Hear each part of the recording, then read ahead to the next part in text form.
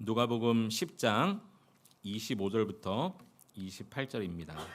다 찾으셨으면 제가 한 절씩 교도하는 가운데 먼저 25절을 읽겠습니다. 어떤 율법 교사가 일어나 예수를 시험하여 이르되 선생님 내가 무엇을 하여야 영생을 얻으리이까?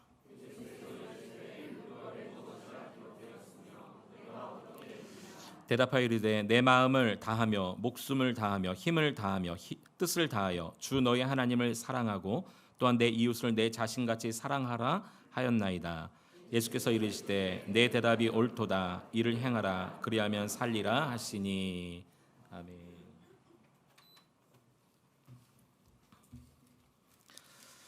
우리 교회도 시작일이 있습니다. 우리 교회가 시작된 교회 설립일은 2020년 1월 첫째 주일인 1월 5일입니다. 그래서 우리 교회 생일은 1월 첫째 주일입니다. 그래서 매년 1월 첫째 주일을 우리가 교회 생일로 이렇게 보내고 있습니다. 올해 1월 첫째 주가 벌써 3주 전이 지나갔습니다. 그래서 우리 교회는 매년 생일인 첫째 주와 그리고 7월 첫째 주 이렇게 1년에 2번을 함께 교회 비전을 나누고 또 공유하면서 우리의 비전이 무엇인지를 다시 한번 마음에 새기는 시간을 갖고 있습니다. 오늘 특히 이 맥주 감사 주일도 오늘 함께 나눌 말씀에 의미가 있는 그런 날이고, 우리 청년부도 사실 우리 청년부 목사님께서 우리 수련회 마지막 날이 주일날이고 돌아와서 함께 예배드리는 게 폐회 예배니까 수련회 주제에 맞게 말씀을 준비해달라고 부탁을 하셨으나 미리 그 전에 말씀을 또 다 준비해 놓고 엄청 기도를 많이 했어요. 우리 청년부 수련회 주제가 뭐였죠? 청년들? 삶의 방식을 선택하라. 이 주제와 오늘 교회 이 비전과 어떻게 매칭을 시킬까 하다가 그래도 이 선한 사마리아인, 예수님께서 말씀하신 선한 사마리아인의 비유를 함께 나누면서 이것이 우리 교회와 우리 각자 개인과 우리 모두의 앞으로 나아갈 삶의 방향이기 때문에 또 이것도 어떤 의미에서는 또 주제가 맞겠다라는 여러 가지 고민과 더불어 또 하나님의 은혜로 말씀을 좀 나누게 되었습니다. 여러분, 우리 교회 비전이 무엇입니까? 같이 한번 외쳐보겠습니다. 시작. 예수님처럼 고치고 가르치고 전파하는 생명 공동체로 사는 것. 자막을 지워주시고 자막을 보지 않고 한번 하겠습니다. 우리 교회 비전이 무엇입니까? 예수님처럼 고치고 가르치고 전파하는 생명 공동체로 사는 것입니다. 예수님처럼이란 말은 사람이 모델이 아니라는 것입니다. 예수님이 사셨던 삶, 예수님이 하셨던 사역을 우리가 감당하자는 거죠. 그래서 여러분, 우리 교회 비전을 찾고 생각할 때 어느 대형 교회, 어떤 큰 목회자, 어떤 큰 단체를 생각하지 않으시기 바랍니다. 왜냐하면 사람이 모델이 아니기 때문에 그렇습니다. 우리 예수님이 모델이십니다. 고치고라는 말은요, 선한 사마리아인의 사역을 생각하시면 좋겠습니다. 어려운 사람, 힘없는 사람, 누군가의 도움이 필요한 사람들에게 다가가서 함께 마음을 나누는 것. 자, 제가 고치고 할 테니까 여러분 선한 사마리아인 사역 이렇게 외치시기 바랍니다. 자, 고치고 선한 사마리아인. 다시 한번요. 고치고 선한 사마리아인 사역. 우리 예수님이 그런 사역을 하셨습니다. 또 가르치고라는 것은요, 우리가 하나님 말씀을 우리도 배우지만 우리의 다음 세대와 후손들에게 하나님의 말씀을 통해 바른 믿음을 전수하는 것입니다. 자, 한번 해보겠습니다. 가르치고, 믿음의 전수라고 하시면 되겠습니다. 자, 가르치고 믿음의 전수. 자, 전파하는 이라는 것은 우리 예수님도 그러셨던 것처럼 내 주변뿐만이 아니라 땅 끝까지 이르러 복음을 증거하는 것입니다. 자, 한번 해보겠습니다. 전파하는 땅끝 선교. 그래서 우리 교회 비전을 생각할 때 모델이 누구다? 예수님이다. 또 고치고는 선한 사마리아인 사역이구나. 가르치고는 믿음의 전수를 이야기하는 거구나. 전파는 땅끝 선교를 말하는 것이구나. 그렇게 큰 맥락을 잡으시면 좋겠습니다. 그러면 정말 예수님 그렇게 사셨나? 정말 예수님 그렇게 사역하셨나? 네, 그렇습니다. 마태복음 4장 23절에 보면 이렇게 주님이 하셨다고 말씀하십니다. 같이 한번 읽어보겠습니다. 예수께서 온 갈릴리에 두루 다니사 그들의 회당에서 가르치시며 천국 복음을 전파하시며 백성 중에 모든 병과 모든 약한 것을 고치시니. 예수님 어떻게 하셨다고요? 가르치시고 전파하시고 고치셨습니다. 어디에서요? 갈릴리에서. 갈릴리는 예수님이 사셨던 곳입니다. 다시 말해서 국내라고 말할 수 있겠습니다. 그럼 국내에서만 그러셨나? 그렇지 않습니다. 마태복음 9장 35절에 보면 똑같은 말씀이 장소만 다르게 나와 있습니다. 한번 다시 읽어봅니다. 예수께서 모든 도시와 마을에 두루 다니사 그들의 회상에서 가르치시며 천국 복음을 전파하시며 모든 병과 모든 약한 것을 고치시니라. 역시 가르치셨고 전파하셨고 고치셨는데 이번에는 장소가 갈릴리, 예수님이 사셨던 동네가 아니라 어디라고 말하고 있습니까? 모든 도시와 마을. 그래서 저는 마태복음 4장 23절은 국내, 마태복음 9장 35절은 해외라고 해석이 되어졌습니다. 우리도 우리 가정으로부터 시작해서 우리의 이웃과 열방, 세계 땅끝까지 예수님이 하셨던 대로 가르치고 전파하고 고치는 그런 사역을 감당하는 교회가 우리 교회가 되기를 소망합니다. 그런데 성경은 가르치고 전파하고 고치시고 이게 순서인데 뭐 순서가 크게 중요한 것은 아닙니다만은 가만히 예수님께서 하셨던 사역을 가만히 보니까 가장 먼저 사람을 만나자마자 바로 가르치고 전파하신 것이 아니라 고치셨더라고요.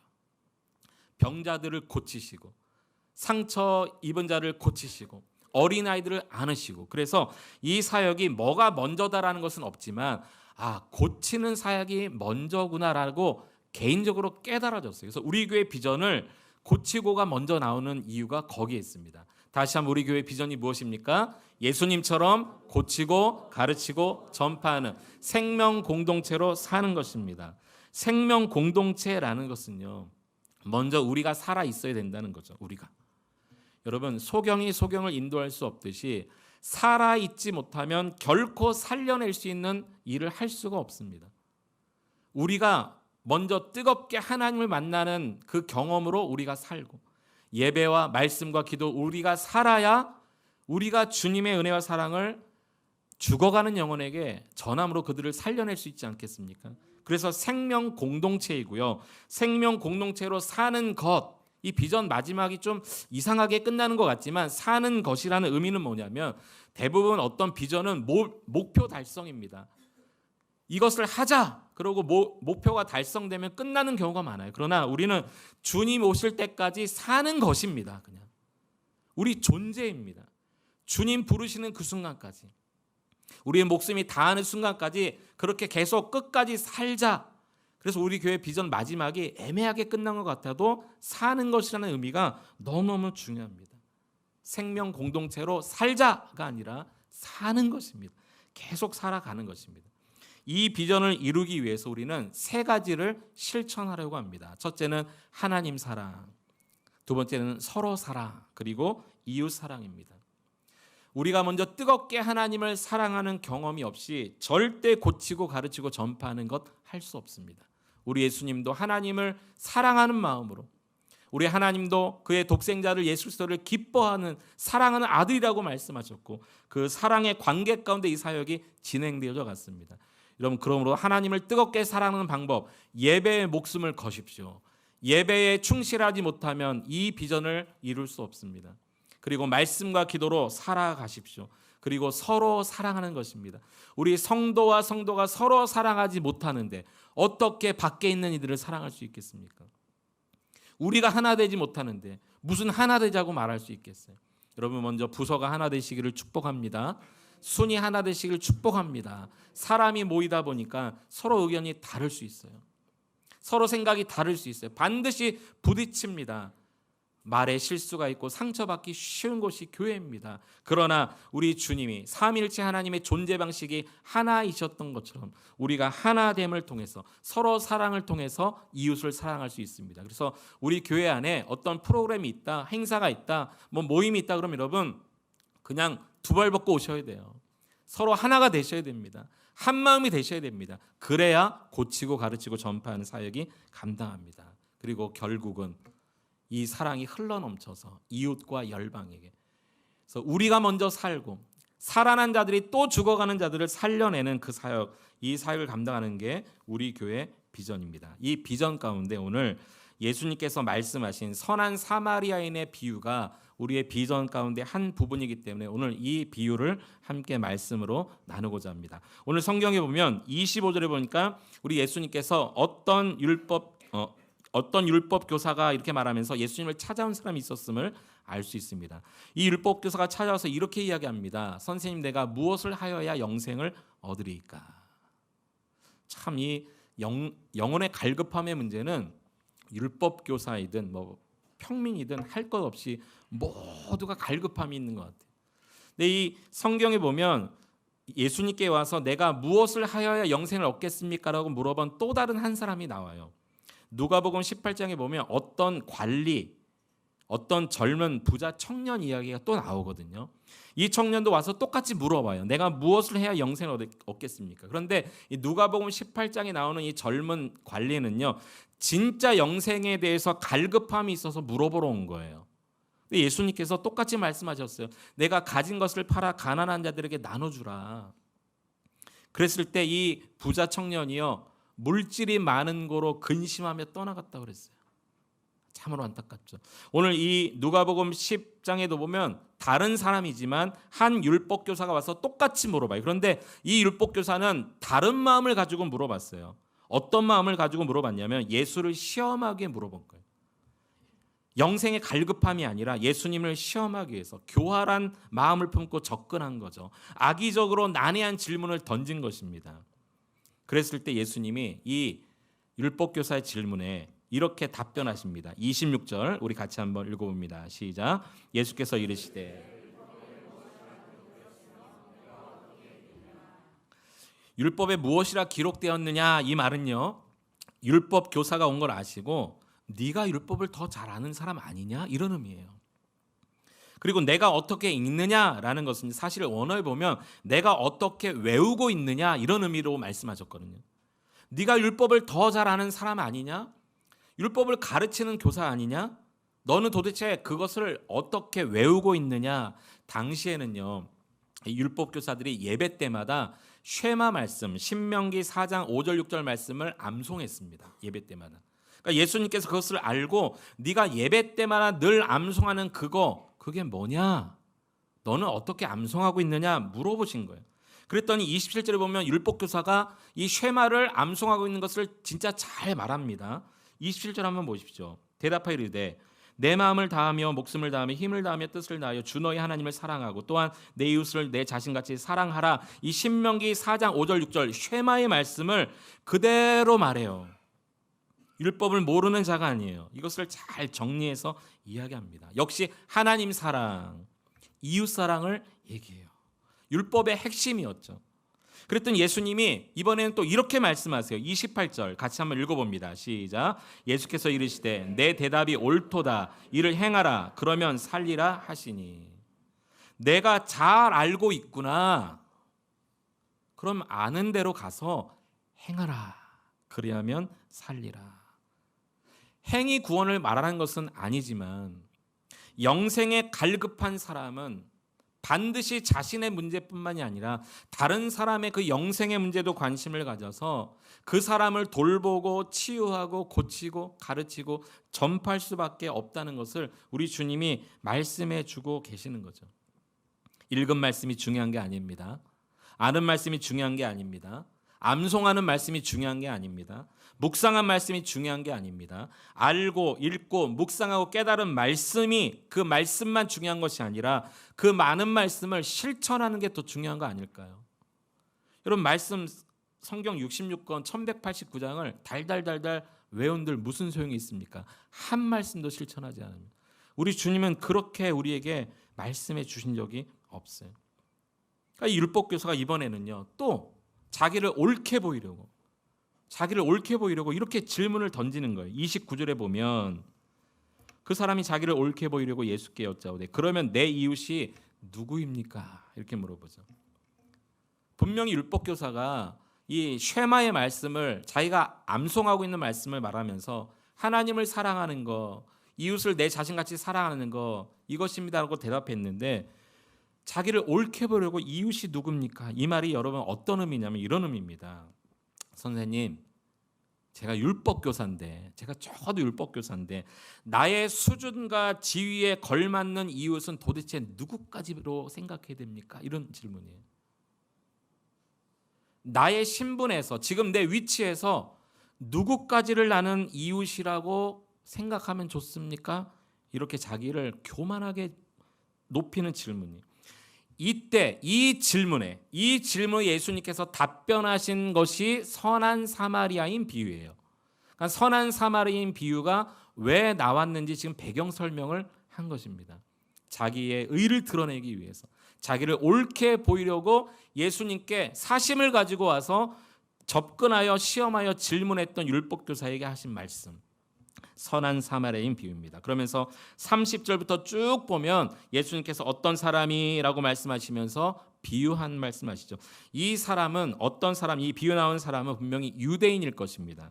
그가 예루살렘에서 여리고로 내려가다가 강도를 만나 그 옷이 벗김을 당하고 맞고 거의 죽은 상태로 버려져 있습니다. 여러분, 예루살렘과 여리고는요, 일단 지형적으로 굉장히 높고 낮은 지역인데, 해발 예루살렘은 플러스 한 630m 정도 되는 높은 지역이고요. 이 여리고는요, 해발 마이너스 350m 정도 됩니다. 그러니까 차이가 한 1000m 정도 되는 거예요. 그러니까 예루살렘은 성전이 있는 곳이고 도시이고요. 그 다음에 여리고는요, 사람들이 바닷가도 있고 여기에 사해 바다가 이쪽에 있거든요. 그러니까 휴양지로 내려가는 곳입니다. 그러니까 이 사람이, 어떤 사람이 예루살렘에서 여리고로 내려가다가라는 말은 이 사람이 뭐 둘 중에 하나입니다. 여리고에 사는 사람인데 예루살렘에 와서 어떤 절기를 지키고 집으로 내려가던 중이었던지, 아니면 예루살렘에 사는 도시인인데 휴가를 즐기기 위해서 내려가던 중이었는지는 모르지만, 아무튼 여리고로 내려가는 중에 강도를 만나요. 매우 험한 지형입니다. 이 지형이. 그러니까 도둑이나 강도가 때로 매복하기에 굉장히 유리한 지형이에요. 근데 이 상황 가운데 제사장이 지나가고 레위인이 지나가고 선한 사마리아 사람이 지나갔다는 거예요. 똑같이 그 강도를 보았어요. 똑같이 그 강도에게 매맞고 누워있는 그 유대인을 보았어요. 31절 보세요. 제사장이요, 그를 보고 그런데 피해 지나갔대요. 32절도 보면 레위인이요, 역시 그를 보고 피해 지나갔대요. 그런데 이번에 33절에 보면 똑같이 봤지만 사마리아 사람은요, 그를 보고 불쌍히 여겼대요.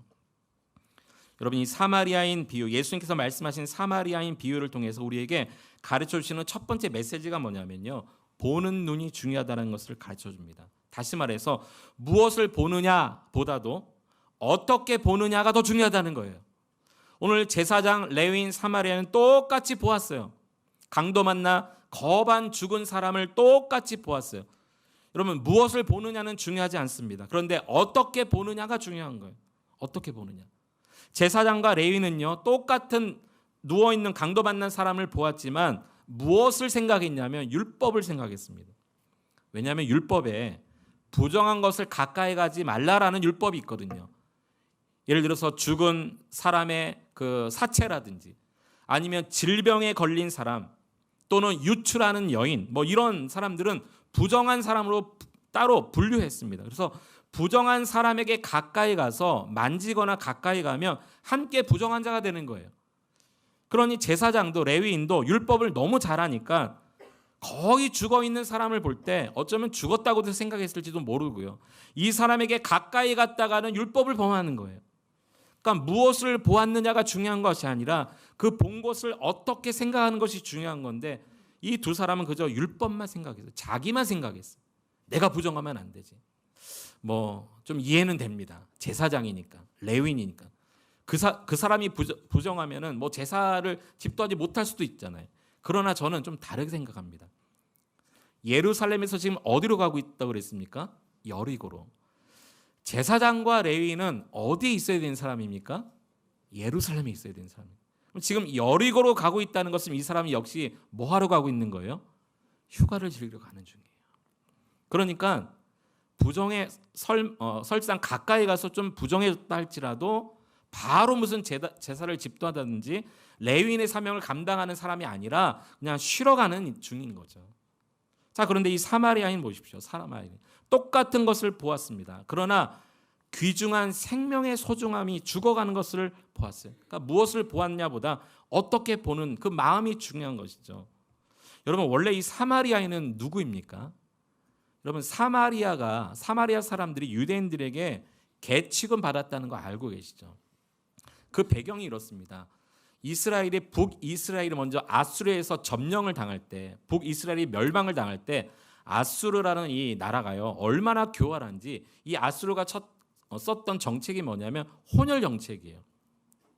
그러니까 이 유대 땅을 점령하고 나서 유대인의 그 민족성을 흩어버리기 위해서 전부 다 이방 사람과 유대인을 섞여 살도록 한 마을을 딱 정해놓고 그 마을로 다 몰아넣었어요. 거기가 사마리아였거든요. 그러니까 사마리아 사람들은요 졸지에 자기들이 잘못한 건 없는데 갑자기 이방인이 막 들어오는 거예요.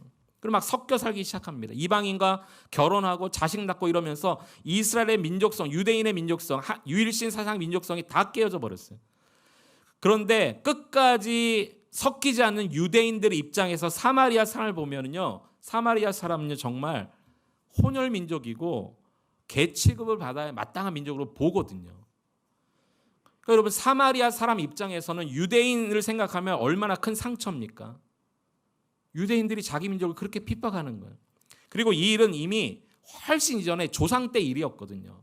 근데 계속해서 사마리아인들은 그 땅을 지나가지도 않아요. 개 취급을 합니다. 쳐다보지도 않습니다. 상종하지 않아요. 그러니 사마리아인들은 얼마나 상처겠어요. 유대인만 생각하면 막 피가 거꾸로 솟을 거예요. 우리를 그렇게 무시하고 우리를 그렇게 개 취급하는 그런 민족 유대인. 근데 한번 생각해 보세요. 이 사마리아인이 지나가다가 유대인 한 사람이 강도 만나서 거의 죽게 되었던 걸 봤어요. 사마리아인이. 그러면 이 사마리아는 잘됐다 요놈, 그런 마음이 들지 않을까요? 그렇게 우리를 핍박하는, 그렇게 우리를 개 취급하더니 잘됐다, 강도 만나서 죽게 됐구나, 아이고 잘됐다 그러고 사실 더 지나가야 되는 사람이 사마리아인이에요. 그런데 사마리아인은요 그렇게 하지 않았어요. 과거의 잘못, 조상 때 있었던 일들을 뒤로 하고 한 생명을 귀하게 여기는 마음으로 똑같은 것을 보았지만 다르게 보았어요. 그리고 그에게 달려갑니다. 그리고 가서 도와주기 시작합니다. 보는 눈보다 해석하는 마음이 더 중요했던 거죠.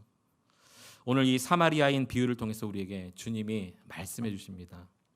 무엇을 바라보느냐 보다도 어떻게 볼 것인가, 이것을 생각하게 하십니다.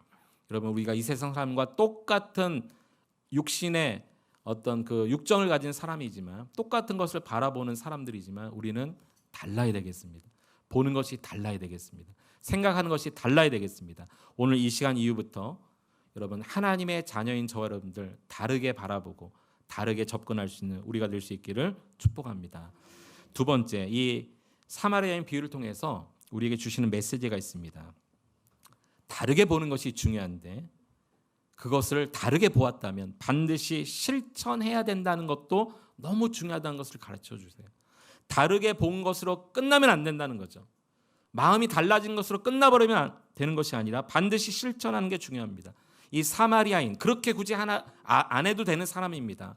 어쩌면 유대인, 그 강도 만난 자를 보고 침뱉고 지나가는 게 더 맞는 사람이에요. 그러나 그렇게 생각하지 않았고 자기가 다르게 본 것을 실천하기 시작하는데요. 34절에 보니까 가까이 가서 그랬습니다. 가까이 가서 관심을 가진 거죠. 제사장 레위는 가까이 안 갔습니다. 율법만 생각했기 때문에, 자기만 생각했기 때문에. 그러나 사마리아인은요 원수 같은 유대인이지만 가까이 갑니다. 그리고 기름과 포도주를 그 상처에 붓고 싸매고, 무슨 말입니까? 응급 치료를 해줬어요. 당장 급한 것을 치료합니다. 그리고 자기 짐승에 태워 주막으로 데려와서 돌보아 주니라. 무슨 말입니까? 자기는 걸어갔다는 거예요. 도대체 이 예루살렘에서 여리고까지 한 27km 정도 되는데요. 어느 정도에서 강도가 쓰러졌는지 모릅니다만은 최소한 10km 정도는 이 사람은 자기 짐승에 태우고 이 사마리아는 걸어갔을 거라 추측되어집니다. 이 험난한 산지를 해발 630m에서 마이너스 그 350m, 그 숨이 턱턱 차는 그 더운 지역으로 자기는 걸어서 가는 거예요.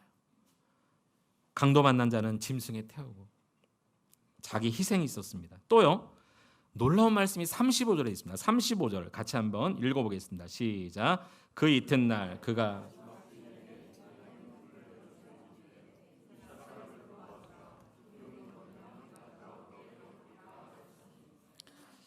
이 사마리아 사람은 참 대단합니다. 굳이 그렇게 하지 않아도 되는데 그 이튿날이라는 것을 볼 때 다음 날까지 함께 있어 줬다는 것을 알 수 있어요.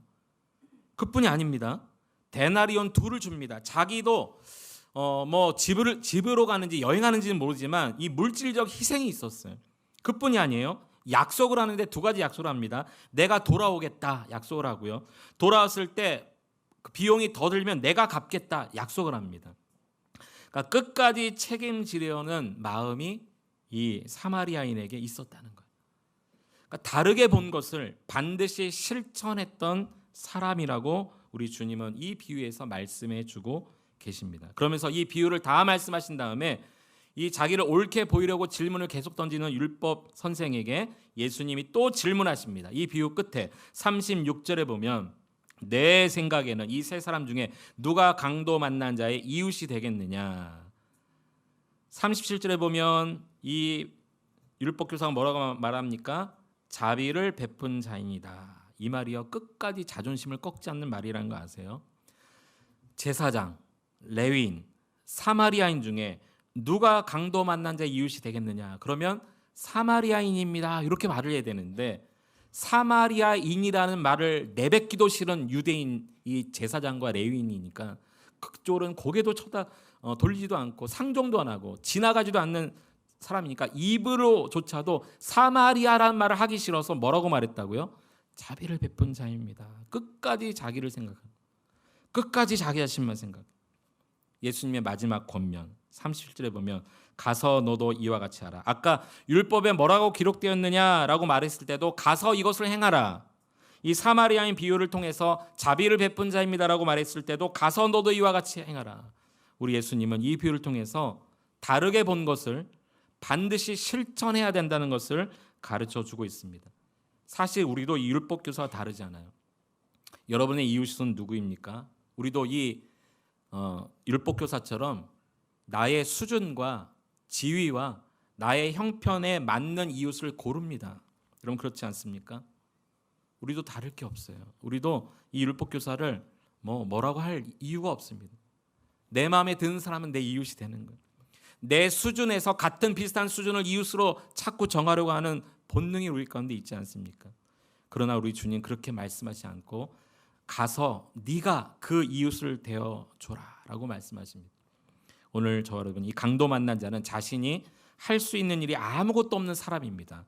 저와 우리 교회도 우리 모든 성도들도 아무것도 할 수 없는 이들을 돕는 교회가 될 수 있기를 축원합니다. 이 강도 만난 자는요 반드시 누군가 옆에서 보호해주고 치료해주지 않으면 전혀 소생 가능성이 없는 사람입니다. 우리 교회도 소망 없는 이들을 그들이 우리를 의지할 수 있도록 어깨를 내어주는 교회가 될 수 있기를 축원합니다. 사실 우리는 강도 만난 자의 위치에 서본 사람들입니다.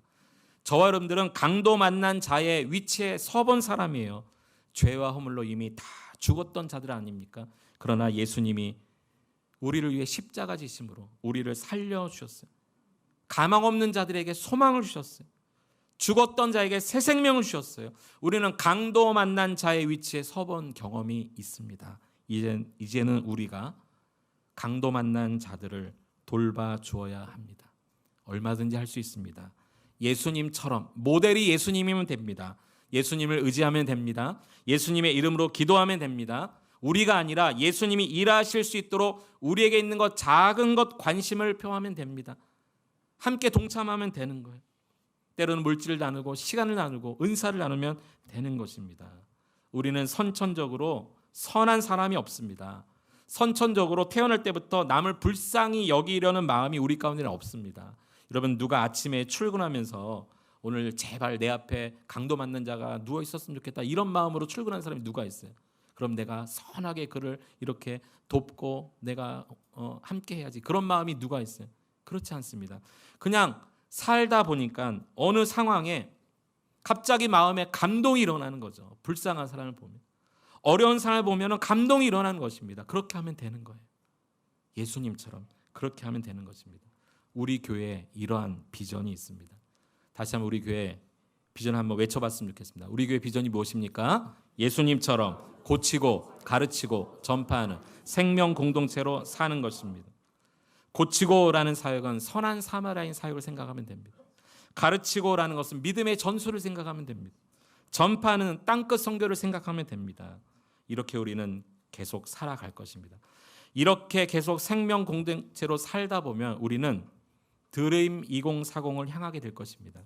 드림 2040이라는 것은 2040년까지 우리가 드림 2040이니까 2, 4, 20, 40을 마음에 품으면 좋겠습니다. 이렇게 생명 공동체로 살다 보면 하나님 우리를 통해서 2곳의 교회를 세워줄 것입니다. 4명의 단독 선교사를 파송할 것입니다. 20명의 협력 선교사를 후원할 것입니다. 그리고 40가정의 어려운 가정을 돕는 선한 사마리아인 사역을 감당하게 될 것입니다. 감사하게도 지난 3년 동안 우리는 4곳의 선교사님을 협력 후원하고 있습니다.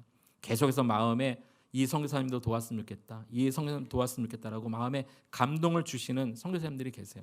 우리는 계속해서 2040년까지 해나갈 것입니다. 그리고 1월 첫째 주에 이 비전을 함께 선포했을 때 참 마음에 감동이 됐던 일이 있었어요.